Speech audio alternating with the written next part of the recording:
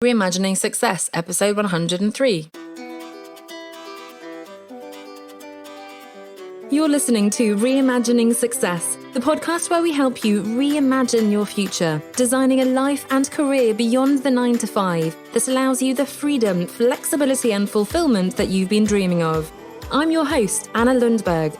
Now, let's get started on those dreams. Hello, and welcome back as we continue to look at this idea of leaving the corporate 9 to 5. Now, we've been looking at that eternal question of whether you should quit your job without a plan, go all in with your business on the one hand, or if you should take the more sensible option of building a so-called side hustle alongside your full-time job. And last week we looked at what that would take, what that could look like to build a business without quitting your job. And we talked about how to manage your time and focus on the right things, as well as the fact that you do eventually get to the point where, hey, you do need to take that leap if that's what you want to do in order to have the time and energy capacity to actually build your business to where you want it to be and to work with your clients and so on. However, what if that's not something you want to do or can do? So the question we're asking today is, when should you, or when can you, when might you want to quit your job without a plan, without having that next job or in this case, business or exact financial plan and business structure and everything, all your clients lined up and so on? When might that be the right decision for you? And of course, I have to start by saying this is incredibly personal, but I hope this discussion today will give you some ideas and help you to evaluate if this could be the right thing for you. So, there can be both positive reasons on the one hand, I think. So I talk about pull reasons and then negative reasons. I was writing a list and I'll be referring to my notes, but I think the push reasons, unfortunately, can be bigger, but the pull can actually be more powerful. So that's something to consider. But we'll look at those negative push reasons and the positive pull reasons as well today. But first, of course, why wouldn't you want to quit your job without a plan? My goodness, why shouldn't we all just quit and go off traveling and live our best lives? Well, obviously, there are some very real concerns. One of the biggest reasons, I think, is that there's this general stigma and certainly belief that it's much harder to get another job when you're unemployed. That's the classic sort of recruitment job CV kind of scenario. Now, obviously, I am here to talk about starting up on your own, working for yourself, freelancing, portfolio careers, and all these things. So we're not strictly speaking talking about changing to another traditional career or another job, having the whole application process of working with a recruiter and having a very traditional employer look at your CV and say, oh my goodness, there's this gap. However, nonetheless, it's important to address that question. Is that really the case? And my belief is that that's not really the case. I've certainly heard lots of anecdotal evidence from recruiters, from less traditional employers, maybe, and certainly from employees, people who have quit their jobs. In fact, there's somebody in my book, which of course we've been talking about the last few weeks, who did quit his job, decided to go back to a full-time job a year later. And he said in all his interviews, the interviewers were so much more interested in the year he had taken off to start up a volunteering organisation. All that work that he'd been doing was so much more interesting and relevant to the employer, the prospective employer, than any of sort of the traditional CV stuff. Because let's face it, if there are 200 applicants for a job, everyone has more or less the same, they tick the boxes. What are you going to do to stand out? Well, of course, having something really exciting, whether it's an entrepreneurial endeavor, even to be honest, I think travel, really working on your health, your family and so on, or having done some volunteering, whatever it is. I think the issue is when you have an unexplained gap, when you've been sitting on your bum, sitting on your sofa back home and just watching Netflix. That might be a bit tricky to explain. However, I would challenge you and think, okay, do I actually want to work for an employer who doesn't respect the fact that I needed to take time off to work on my mental health, or who doesn't value entrepreneurial endeavors or volunteering or even travel and experiencing the world, right? I personally would want to work somewhere where they shared my values, that they completely get that those things are important, whether it's your health or just discovering the world and so on, and they can look past that or even ideally add that to your value proposition and see how that makes you a more interesting candidate rather than a less interesting one. Now, again, I don't work necessarily with people who are transitioning into another job, so this is not my focus area, but I did want to address that because I know that's a very strong belief we have. It's harder to get another job when we're already unemployed, so that's just something to consider. Now, another stigma, I think, is that this idea that quitting is bad. We have to stick with it. Winners never quit, all this. And quitting means we're giving up and it's going to look bad again and so on. It's a little bit related. And I would argue that actually sticking with a job that is making us miserable, that is ruining our family peace and our health, whatever else those push reasons again might be, that is the stupid thing to do. That would be foolish. So, yes, I know many of us people pleasers and, we worry about what other people think and so on. But I think this stigma, this belief that quitting something is necessarily bad is a mistake. It's a myth, really. And as long as, again, you're intentional about it, you understand your reasons why, quitting can be, in fact, a positive thing, that it's not, oh my goodness, you gave up, you quit, but rather, hey, I'm saying no to this in order to make space for that. Now, another reason why you might not want to quit, and this has come up with a few clients recently, is that you might get discouraged by other people.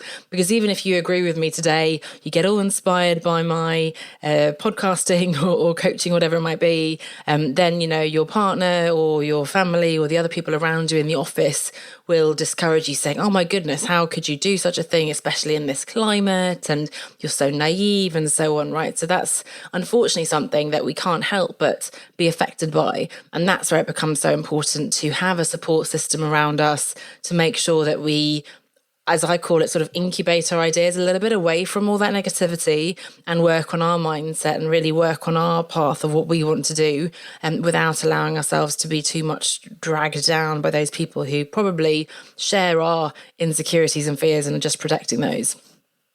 But those are a few reasons, I think, why we might not want to leave. And of course, money is a big one. Whether or not we have savings, and we'll talk about this, there comes a point when you do start worrying, hang on a second, especially mortgage, family obligations, payments, whatever it might be, to not have any income coming in is a pretty stressful position to be in. So unless we have huge amounts of savings or a partner who can support us, et cetera, then of course the financial concern could weigh very heavily. But we're here to talk about the reasons why you might want to quit, not why you shouldn't quit. So let's start with my own experience. And I want to talk about my own experience and then also clients, because my own might be a little bit, I don't want to say unusual, but certainly luck played a big part in it. And I was in a specific situation. So I quit my job in 2013. I'd been on a sabbatical across South America. I was sort of between assignments in my role at the time. And I knew that if I came back to the next role, I would very quickly settle into my comfort zone again, because, hey, the job was good, the pay was good, I loved the area I was in. I was in Geneva in Switzerland, beautiful place, loved all my friends. And so I knew that it would be very easy to settle back down into that and to get very comfortable again. So I sort of wanted to keep myself out of my comfort zone and make that decision to take the leap while I was away. So that's a little bit about the timing. However, in very practical terms, to address some of these concerns, I was single. I was renting a flat in the ghetto, as I call it, not the nicest area of Geneva, and it was pretty cheap and it was relatively easy, to get rid of that. I had cheap IKEA furniture.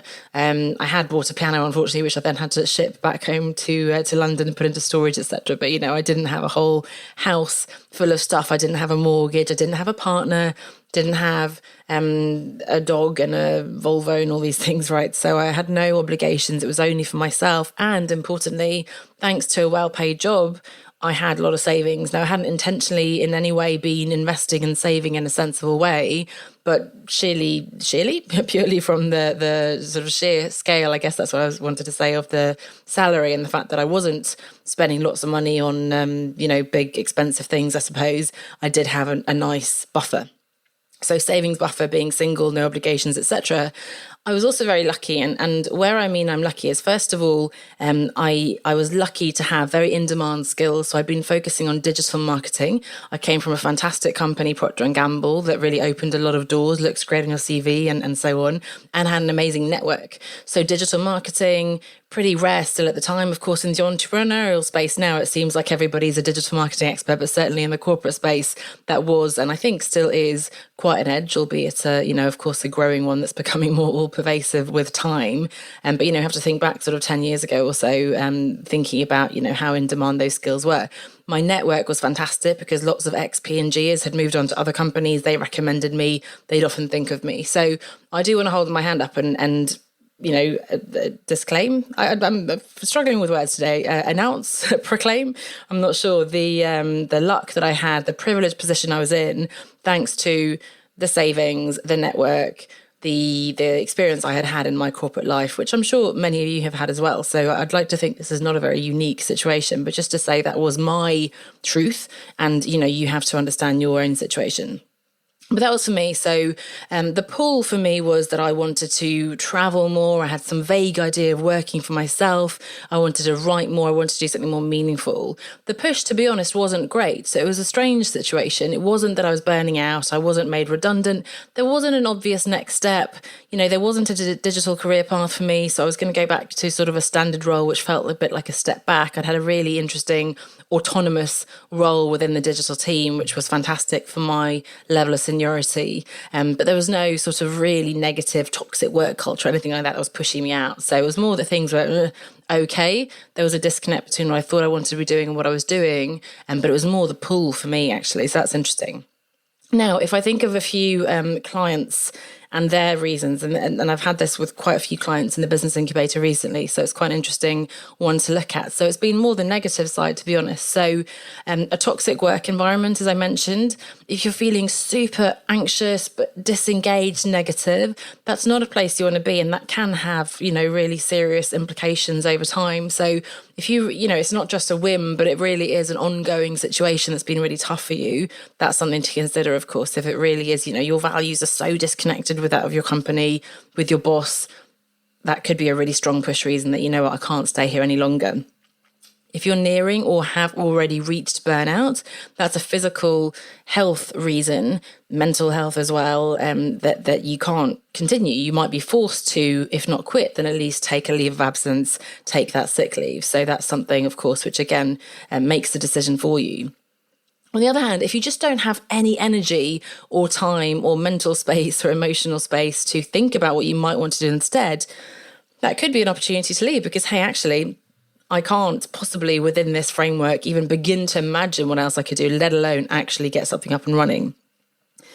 If you don't have autonomy over your schedule, if you don't have a supportive boss or environment, you've tried everything you've maybe asked, or at least it's not possible to go down to part-time, have a more flexible schedule, take a sabbatical, whatever it might be. If you're not able within the confines of the current structure of the Monday to Friday and so on to create any more flexibility for yourself, then the so-called extreme decision to leave might be the best option for you. Likewise, if you can't build your business within the job because of maybe conflict of interest, maybe you're going to be doing something quite similar. Maybe you can't, ethically continue doing your job while also managing your business, for example. So that's something as well, that it's just not possible to do it within the job. But in a nutshell, and I always say this as sort of the clincher, I guess, it's scary to get out of a comfort zone. It's worrying about money and it's all these things. But if the pain, or rather when the pain of staying exceeds the fear of leaving. So if you get to that trigger, the pivotal point where the pain of staying is greater than the fear of leaving, that is, the decision is made for you. So just to share two concrete examples of clients recently. In the one case, I asked a client who was facing this very decision, okay, with all this in mind, can we work together on getting your business up and running, validating the idea, getting that pipeline of clients and so on? So the question was, can you stay in this job, in the environment you're in right now for another month, 2 months, 3 months, 6 months, whatever that timeline might be? And the answer was a very definite no. No, I can't. I've been trying for a year. I've tried everything possible, taken time off. I've asked for this. I've done that. I just can't do it anymore. And that was a very empowering moment because in a way she's forced into that decision, but also, hey, very clear, the decision is made for you. No, I can't. It doesn't matter about the fears and everything. You know what? I've done everything I can and it's just not right. Now, to contrast that with another client, and they both happen to be female, but there are men as well, I'm sure, who face these, and certainly in the program as well. Another client actually is very lucky to have a very supportive boss, an organisation that are aware of her business idea, supportive of that, and even provide her with opportunities, paid opportunities even, to pursue that business within the company structure. She does it outside as well, and are supportive of allowing her to go down to part-time. Fantastic. So not only can she continue to build her business openly, she can do whatever she wants on LinkedIn, social media. She even has networking opportunities within the company, and she can gradually over time, as her business builds, go down to more and more part-time or less and less, however you want to see it. So, those are two different scenarios. If you really cannot continue another day, no autonomy of your schedule, toxic work culture, get to that trigger point where the pain of staying is greater than the pain of leaving, boom, that's an opportunity. That's the decision to leave and quit without everything else, all your ducks in a row, whatever the expression is. On the other hand, if you have a supportive boss environment, you can build it alongside. You can go down to part-time, you can take some time off, you're working from home, so you can manage your calls and so on while still managing your full-time job. By all means, continue to build the business until you get to the point where you can't do that anymore, you want to leave. Now, speaking of wanting to leave, let's look at some positive pull reasons. And I have to say that some of these pull reasons are still a little bit sort of negative push reasons, but let's see.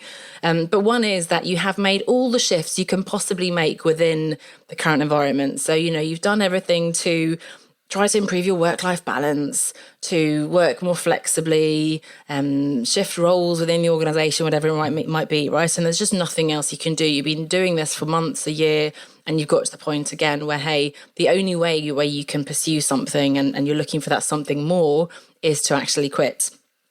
Maybe you're stuck in the comfort zone and you just need a kick up the backside. So you actually need that fear. You need that exhilarating, hey, I'm in survival mode.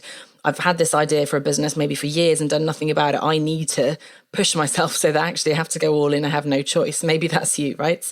Maybe you've run the numbers and you feel comfortable with the savings you have. Maybe you have the financial support from a partner, from your family, from your savings, and you feel that actually I can go 6 months, 9 months, a year even or more. Maybe you have a redundancy package that you could fall back on, and that from a financial perspective is going to work for you.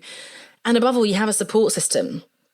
Whether it's friends who support you, remember those people who are all around you and being really negative and saying, why on earth would you do that? That's never going to work. Those are not the people you want in your support system. You want cheerleaders, online or offline community. I have my One Step Outside Facebook group, or you join a paid program, you work with a coach, but you really need to have the support that you need, whether it's, business strategy and structure, whether it's a co-founder for the business, whether it's just the emotional cheerleader support, whatever that is, but you need that support in place. And again, before I was saying you might want to leave or you probably definitely would leave if the pain of staying is greater than the pain of leaving. On the positive side, I always say that scary and exciting tend to come together. And so if you get to the point where the exciting is really outweighing the scary, so oh my gosh, I'm so excited about this idea, or the idea of traveling or taking time off or working on this, if that then exceeds the scariness, then that's also a sign that probably, you're in the right place now. Take that opportunity. There will never be a better opportunity. There's never the right moment. So by all means, take the leap. However, again, if you're just wanting to quit on the whim, you've just had a bad day today, you've had a sort of argument with your boss or a colleague today, you haven't run the numbers, you have no idea what you'd want to do, and things aren't absolutely awful, right? If you're happy to stay for a bit longer, it's fine, then by all means stay. However, I would make sure then that you really, if it's this, okay, I'm going to quit when, be super clear, give yourself a deadline, okay, this time next year, work backwards, milestones, and make sure you have an action plan and structure in order to get there, because otherwise you'll just never get there. You'll just let it drag on and on and on. And also, I know I say, and the whole title here is quitting without a plan, but you need some kind of plan. You need a next step, a plan, however loose in your mind, whether it's, okay, I'm going to travel if possible. I'm going to take some time to figure this out. I'm going to work with a career coach to work out what I want to do. I'm going to join this structured program to get my idea up and running. You need a structure. I cannot tell you, and I'm sure I've said this again and again on the podcast, how difficult it can be to have days and days after, decades in this sort of school and company structure, days and days just stretching out ahead of you, hours and hours without any kind of, blocks, and you don't know. And yes, the first few weeks and months are amazing, but even if you have savings, even if you're enjoying that time off, over time, the fear will creep in. And with no income coming in, that can get really stressful. The last thing you then want to do is have to feel like, you're tempted back to the employment boards and you're applying to jobs and things that you don't really want to be doing. So really make sure, absolutely take some time off. And again, I've had a couple of clients in the program, in the business incubator, who've taken, 4 weeks, 6 weeks off recently. Because they knew after quitting their job, they knew that, and we knew, and we've seen that happen now, that space, that relaxation was critical for their mental, physical health. It gave them a bit of fun after many years of being in this structure, again, a bit of freedom. And it actually also gave them renewed energy and inspiration for their business, which is great. So a little bit of time away, as we talked about a few weeks ago as well, can really actually help your business rather than hinder it. So again, even if you have savings, the fear can creep in. So bear that in mind. And I just want to re-emphasize the support system. Having nothing at all, having no plan. Now, we'll talk about some mistakes you can make next week. And one of the mistakes is to think you have to invest in some kind of formal qualification, a 2-year MBA, whatever it might be. And that's not the case. However, joining something like my business incubator, or again, working with, I work one-to-one with clients on helping them reimagine success, as it were. So even if it's just, hey, I want to figure out what my next step is, working with somebody who can really help you do that. Again, by all means, if you have a friend who can do that, a partner, if you feel you're able to do that, it's sometimes difficult, if not always difficult, to do it with someone who's very close to you. They're very personally involved and so on, and they can have the same concerns and insecurities as you. But again, some loose plan, whether it's to travel, give yourself first 3 months, I'm going to be exploring and enjoying, and then I need to really knuckle down and focus on this. Give yourself a bit of a structure, because otherwise that's where things can get out of control. And certainly for me, because I didn't have that plan, it took quite a long time for myself to get into a place. And of course, over time to get to where I am now, building a business that works for my family and that I love doing, and that also gives me financial security. So there you go. Big topic, of course, as ever, but should you quit your job? When might it be right for you to quit your job without that kind of plan, without a next step lined up? Speaking of a really, really specific next step. But again, you do want to have some kind of next step in mind, even if it's just taking some time off, exploring, imagining what things might look like afterwards. But looking forward to your thoughts on this one. As ever, you can reach me at podcast@onestepoutside.com with any follow-up questions.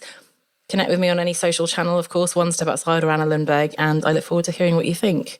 But if this feels like it could be the right thing for you, then know that it's not naive, it's not stupid. You've done the due diligence, you've thought it through, you've done everything you can, and this is intuitively, it feels like the right decision for you. Then I would say go with your gut, have some courage, have that courage. I know it's hard, it's always going to be scary, but there is no right time, and maybe now is the time for you to make this leap. Best of luck with that, and I'll see you next week. Bye for now. Are you dreaming of escaping a corporate 9-to-5 job that leaves you feeling unfulfilled and stuck? Trying to figure out what you actually want to do and find your way back to your real interests and passions? Longing to create something that matters and that really makes an impact? The One Step Outside the 9-to-5 program is your roadmap to creating a meaningful business that will bring you more freedom, flexibility, and fulfillment outside of that 9-to-5. You can learn more, grab your spot, or get on the waiting list at onestepoutside.com/9-to-5. That's 9-to-5. I'd love to help you through this transition out of the 9-to-5 and towards a new vision of your future. So sign up at onestepoutside.com/9-to-5.